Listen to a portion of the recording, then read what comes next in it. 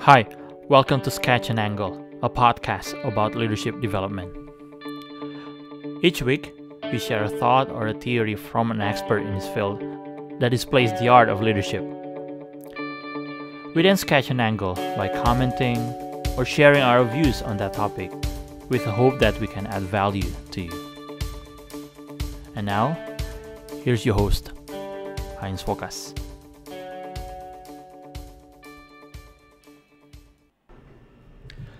Apa pertanyaan yang biasanya ditanyakan ketika berbicara tentang identitas seseorang?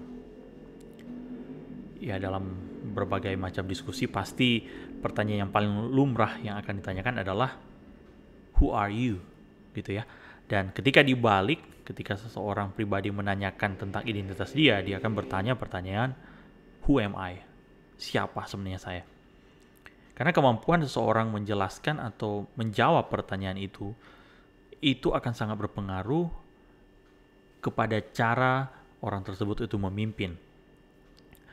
Tetapi sayang sekali banyak orang, terutama pemimpin, hanya berhenti di pertanyaan itu. Dia mencari tahu identitas dia, mempertanyakan identitas dia. Tetapi sangat sedikit yang bergerak kepada pertanyaan selanjutnya, yang justru menurut saya itu jauh lebih penting daripada bertanya who am I.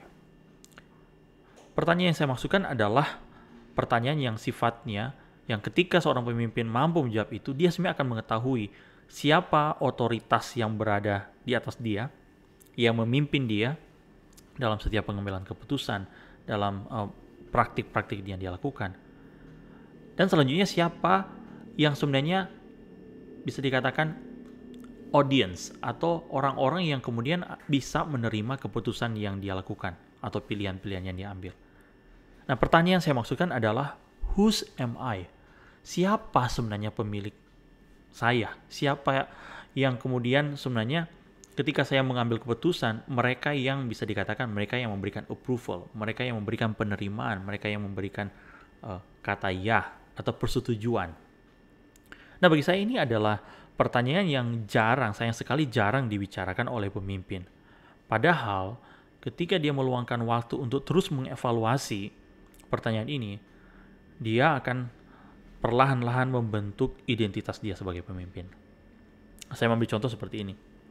Saya tidak tahu kondisi dari rekan-rekan, terutama dalam situasi kepemimpinan rekan-rekan ya. Tapi biasanya dari kebanyakan dari kita, jarang yang sudah berada di top level. Artinya kita yang memimpin sendiri dan kita tidak report lagi ke atasan kita. Mungkin kebanyakan dari pendengar dari podcast ini adalah teman-teman yang sudah memiliki jabatan, tetapi sebenarnya teman-teman itu berada di wilayah tengah di struktur kepemimpinan. Dan dalam banyak kesempatan saya tahu justru itu yang lebih sulit. Kenapa? Karena di saat yang bersamaan teman-teman masih memberikan report ke atasan, tapi teman-teman juga memimpin. Nah, ini bukan situasi yang mudah dalam kebanyakan organisasi. Justru memimpin di level seperti ini tantangannya jauh lebih sulit. Nah, terkait dengan pertanyaan yang saya ajukan tadi, ketika kita itu tidak sadar siapa orang-orang yang punya otoritas atas kita, akhirnya ketika teman-teman berada dalam level kepemimpinan seperti yang saya jelaskan tadi, mungkin tanpa kita sadari, kita akan sangat terikat dengan pemimpin kita. Well, saya tidak sedang mengatakan bahwa kita melawan pemimpin kita, bukan itu poin dari yang saya sedang jelaskan di bagian ini. Tapi maksud saya adalah ketika kita mengetahui kepada siapa kita memberikan report, kita perlu terus aware. Jangan sampai kita itu terikat pada satu kondisi di mana kita menganggap bahwa segala sesuatu yang kita lakukan itu harus selalu mendapatkan persetujuan dari orang yang kita anggap punya otoritas atas kita. Kenapa hal ini menjadi penting? Karena menurut saya ketika kita itu tidak aware dengan hal ini, kita mungkin tanpa kita sadari, kita akan terus berada di dalam suatu kondisi yang terus mencari approval. Dan itu sebenarnya bukan hanya terjadi kepada orang yang berada di otoritas kita ya, tetapi juga kepada bawahan-bawahan kita mungkin.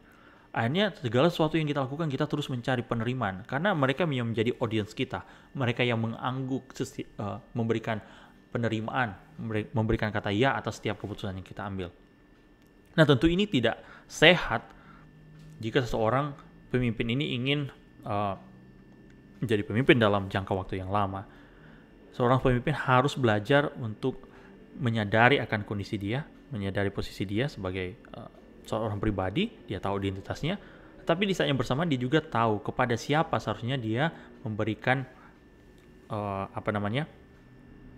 perhatian dia, dan apakah orang tersebut yang mempunyai otoritas itu harus selalu menjadi pusat dari perhatian dia tiap kali mengambil keputusan. Jangan sampai orang-orang ini justru malah yang lebih banyak memengaruhi dia dalam pengambilan keputusan, bukan dia sendiri. Saya tahu ini bukan situasi yang mudah, ini situasi yang sulit, dan itu menjadi suatu perjalanan kepemimpinan ya. Dan dalam kesempatan ini saya mengajak teman-teman, coba mungkin boleh berbagi di komen. Saya ingin tahu bagaimana teman-teman deal with that situation ketika teman-teman harus bertanggung jawab kepada atasan, tetapi juga di saat yang bersamaan memimpin ada banyak orang, dan bagaimana teman-teman manage situasi teman-teman, terutama untuk teman-teman sadar siapa sebenarnya pemilik teman-teman yang itu akan sangat berpengaruh dalam berbagai area kepemimpinan dari rekan-rekan. Saya nantikan komen dari teman-teman ya.